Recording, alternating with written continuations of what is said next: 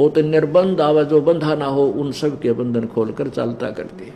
तो केवल एक कबीर परमात्मा है जो निर्बंध है, और बाकी जितने यहाँ के भगवान हैं ये भी बंधन मर्यादा में बंधे हुए, इनसे आगे नहीं चल सकते, ये कर्म दंड को नहीं काट सकते।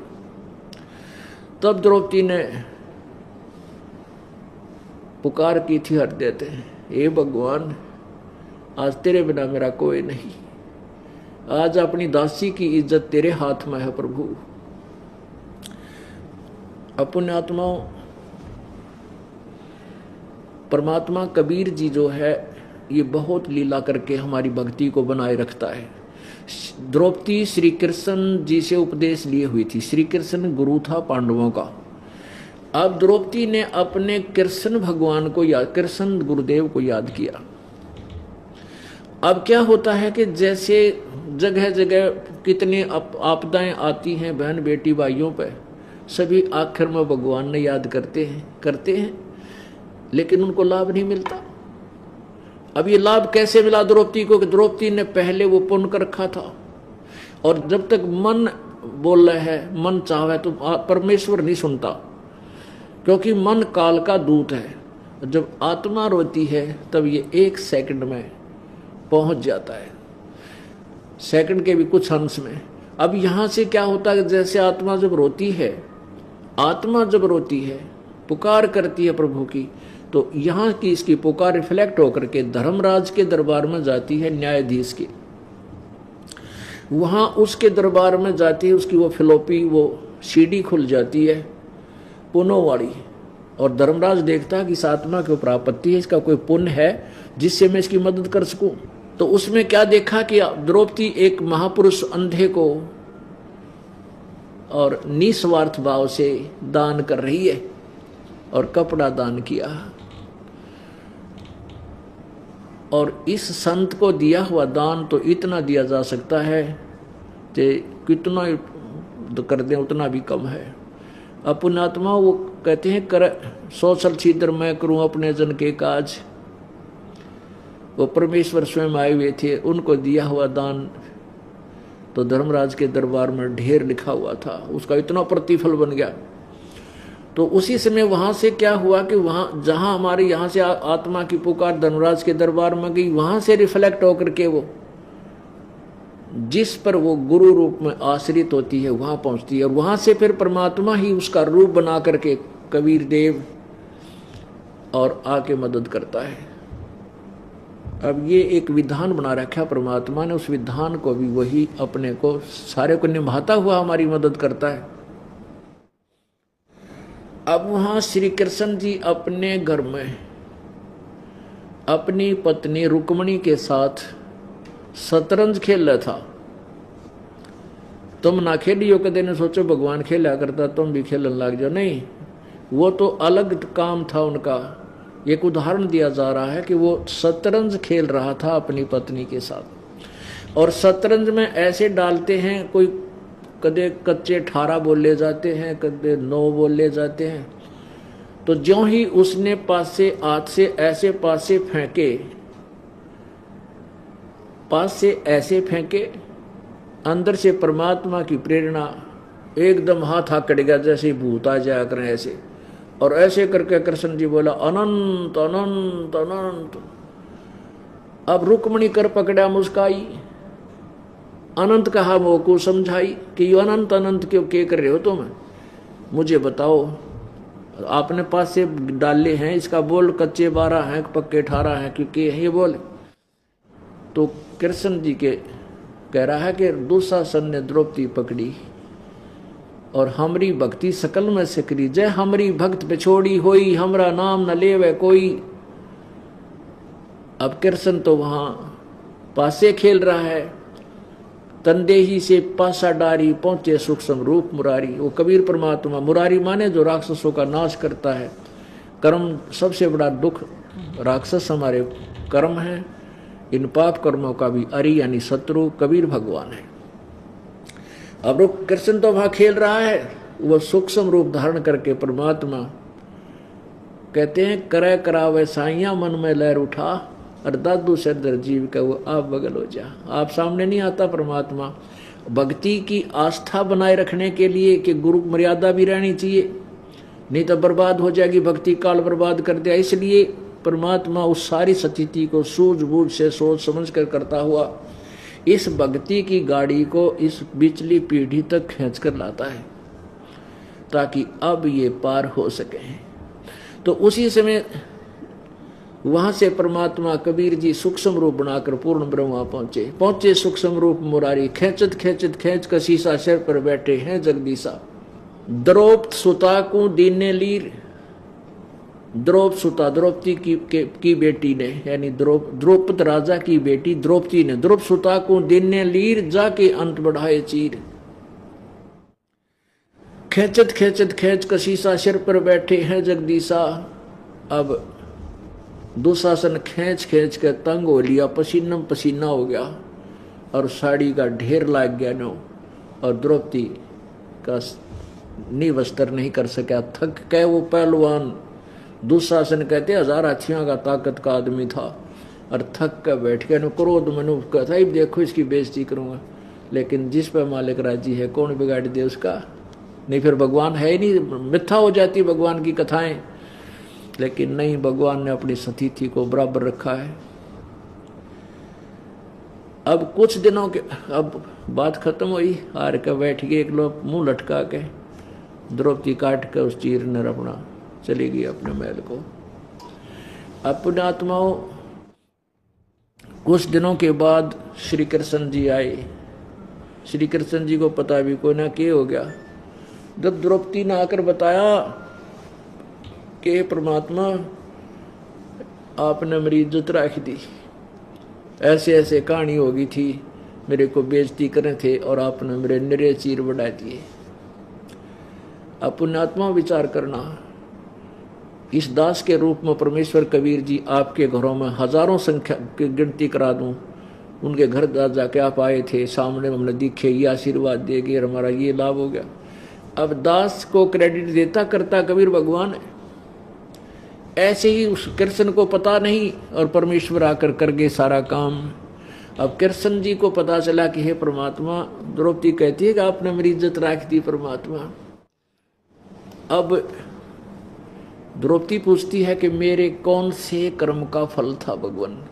अब कबीर परमात्मा ने कृष्ण जी को दिव्य दृष्टि दे दी कि इस बेटी का पेटा भर जा, और इसके मुख से सुनकर औरों को भी दृढ़ विश्वास हो कि कौन से पुण्य का इसको लाभ मिला। जब कृष्ण जी को पिछली वो सीन देखा कि द्रौपदी तू एक बार जब ब्याही भी ना थी, इस तरह विवाह नहीं हुआ था, उस समय आपने एक अंधे महात्मा को ऐसे साड़ी पाड़ कर डाली थी, 7-8 कोपिन तन, वैसे बैग ही नहीं हाथ लगा, फिर लंबी लकड़ी का लपेटा दे करके उसके हाथ के निकट किया था। उस संत को दिए हुए उस एक बिलात के टुकड़े का 9 इंच टुकड़े का प्रतिफल है ये, इसे महापुरुष को तने दान कर रखा है। अब द्रौपदी कहती है, हे भगवान, हे परमात्मा, जब मुझे पहले नो पता होता ये महापुरुष ऐसे हैं तो ना जाने उसको के दान कर देती। एक लीर के कारण मेरे हो गए चीर अपार, जब मैं पहले जानती तो सर्वस्व देती वार। अपने आत्माओं, आपको वो समय मिल गया ये दान धर्म करने का। पहले तो आप वैसे कुर्डियां पे गेरो थे, कहीं दान भी करो थे, वो यूजलेस था, क्योंकि कुपात्र को दिया हुआ दान कभी नहीं फल सकता। अब आपको वो सुपात्र मिल गया है, वो यथार्थ भक्ति विधि मिल गई है। अब परमात्मा कहते समझा है तो सिर दर पाओ और नहीं रे ऐसा दाओ। अब जब आपके समझ में आ गया कि ऐसा संत नहीं, ऐसा मार्ग नहीं, ऐसा भगवान नहीं, और फिर बार बार ये मनुष्य जीवन नहीं, और अब भी आप भक्ति नहीं करोगे, ये साधना नहीं कर पाओगे, हाथ से नहीं छोड़ पाओगे, तो फिर बहुत पछताओगे। समझा है तो सिर धर पाओ, जब तेरे समझ में आ गई पीछा सटवाना इस काल ते, सिर पर पाँव रखना, बहुत तेज दौड़ना, यानी इस भक्ति मार्ग में दान धर्म भक्ति समन अपना नित्य कर्म में इतनी स्पीड तो चल पड़ जैसे सिर पर पाँव धर के पता नहीं सांस का के मेरा कै दिन का है। नहीं भरोसा देही का ये बिनस जावे पल माही, श्वास उसास सुमन करो और यतन कछु नाही। तो परमात्मा कहते हैं समझा है तो सिर दर पाओ, यदि तू समझ गया इस कहानी को तो स्पीड खींच दे भगवान की भक्ति की, सिमरन की, भूल जा सारे संसार को और समर्पण कर भगवान को। देख फिर रंग कुछ ही दिनों में आपके घर में कितना सुख होता है, आपका मोक्ष होगा, परमात्मा प्राप्ति होगी। बोलो सतगुरु परमात्मा कबीर साहब। ये वही परमेश्वर हैं जो बनारस में एक जुलाहे की भूमिका किया करते थे और 120 वर्ष तक मनुष्य जैसे कर्तव्य करते हुए, मनुष्य जैसे कर्म करते हुए एक साधारण मनुष्य की एक भूमिका की और स्वयं ही वो परमात्मा हैं, स्वयं ही वे तत्वदर्शी संत होते हैं, स्वयं ही वे सद्गुरु होते हैं और स्वयं ही वे एक सच्चे भक्त की भूमिका करते हैं, स्वयं ही वे सच्चे एक दास की भूमिका करते हैं, एक सच्चे गुरु भक्त की भूमिका करते हैं। वो परमात्मा हमें एक उदाहरण देकर जाते हैं, यदि आप जी ने भगवान पाना है, यदि आप जी ने मोक्ष करवाना है, तो जैसे परमात्मा सर्वशक्तिमान होते हुए एक सिंपल मैन की तरह, एक बिल्कुल गरीब, एक निर्धन व्यक्ति की भूमिका की और उस भूमिका में उन्होंने ये सिद्ध करना चाहा कि कोई यूं सोचे कि घना बड़ा सेठ हो, घना दान धर्म करता हो या कोई ऊंच जाति का हो ब्राह्मण, क्योंकि उस समय छुआछूत बहुत चरम सीमा पर थी और ब्राह्मण लोग केवल यही कहा करते थे कि भक्ति और सदग्रंथों को पढ़ने का अधिकार केवल ब्राह्मण को ही है, ये श्रेष्ठ जाति है। परमात्मा ये कहा करते कि जाति श्रेष्ठ तो है ही है, जाति तो चारों श्रेष्ठ, वर्ण तो चारों ही श्रेष्ठ हैं।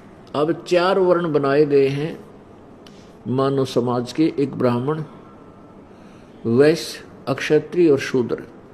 ये चारों ही श्रेष्ठ वर्ण हैं, लेकिन इनमें व्यक्ति निकम्मे हो जाए, वो ब्राह्मण भी निकम्मे हो सके और अक्षत्रिय भी निकम्मे हो सकते हैं, वैश्य भी हो सकते हैं, शूद्र भी हो सकते हैं। यानी केवल वर्ण से ही ऊंच नीच और श्रेष्ठ, उत्तम और अनुत्तम नहीं होते।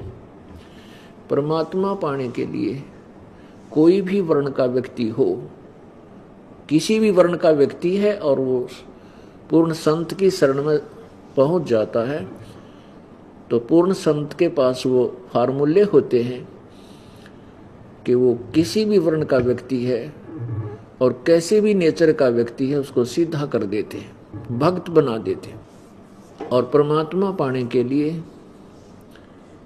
किसी जाति विशेष की आवश्यकता नहीं है, भक्ति विशेष की आवश्यकता है। भक्ति विशेष का तात्पर्य है कि शास्त्र अनुकूल साधना और परम संत जिसको नाम दान करने का अधिकार हो, उससे नाम प्राप्त हो। फिर आप गरीब भी पार हो सकते हैं और धनी भी पार हो सकते हैं, रंक भी पार हो सकता है, राजा भी पार हो सकता है, यदि वो मर्यादा में रहता हुआ भक्ति करता। तो परमेश्वर ने यह सिद्ध करना चाहा था कि मैं एक जुलाहा जाति से हूं और मैं जो सत भक्ति बताता और करता और करवाता हूं, इसको जो करेगा वो किसी वर्ण का व्यक्ति है, वो पार होगा। तो परमात्मा ने वो सिद्ध करके दिखाया कि 120 वर्ष तक अपने तत्व ज्ञान का प्रचार किया और परमात्मा में जो समर्थता होती अपने सामर्थ्य का भी परिचय दिया। ऐसे अनमोल उदाहरण किए, ऐसे लीलाएं की, मुर्दे तक जीवित करके दिखाए परमेश्वर ने। वो असाध्य रोग ठीक किए जो पृथ्वी पर कोई करने को असमर्थ थे, सभी कोई नहीं कर सके था। तो वो जो परमात्मा ने 600 वर्ष पहले जो लीलाएं की थी, आज वो लीलाएं भगवान के गुणों से मेल खाती हैं, पूर्ण परमात्मा के उस महिमा से मेल खाती हैं जो भगवान ऐसे कार्य किया करता है। और साथ में वो सदग्रंथ हमारे ये प्रमाणित करते हैं कि वो कबीर परमात्मा, वो पूर्ण ब्रह्म, परम अक्षर ब्रह्म, सत्य पुरुष अपने सतलोक से चलकर सहशरीर आता है, अपने श्रेष्ठ भक्तों को मिलता है, फिर उनको अपना तत्व ज्ञान प्रचार करता है। वो भक्त फिर उस परमात्मा की महिमा कलम तोड़ गाते हैं, सुनाते हैं। वो आने वाले समय में वो एक ऐसे प्रमाण बन जाते हैं जो अब कलयुग के इस बिचली पीढ़ी के समय में अब हमारे लिए वो संत एक एविडेंस बन गए। उन संतों की वाणी, परमेश्वर प्राप्त संत महापुरुषों की वाणी, ये हमारे लिए एक गवाह के तौर में होगी। एक एफिडेविट लिख दिया उन संतों ने कि कबीर परमात्मा है, ये वो धानक है जो बनारस में 120 वर्ष तक रह के चला गया था। सहशरीर आए थे, सहशरीर चले गए थे। तो कबीर परमात्मा ने आकर के प्रत्येक युग में अपने यथार्थ ज्ञान को बताया। परमेश्वर ने क्या बताया? 9 मन सूत उलझिया, रहे ऋषि जख मारे, सतगुरु ऐसा सुलझा दे, जो उलझे न दूजी बार। अब परमात्मा जुलाहे का काम करा करते हैं, और जुलाहे के काम में सूत होता है जो कपड़ा बुनने के लिए बारीक से धागे का बंडल बना दिया करते थे, और वो उलझ जाना, वो सुलझेगा नहीं दिया करा, वो सारा दिमाग चाट लेता है, इतना तंग कर दिया करता है जो सूत उलझ जा। और सूत थोड़ा सा 1 किलो 2 किलो उलझ जाए, वो सारा दिन खोदे, सूत में नहीं आवे, ठीक नहीं हो पाओ, उसकी बंडल ठीक ना बने। और 9 मन सूत उलझ जा तो सुलझ जाए क्यों करे।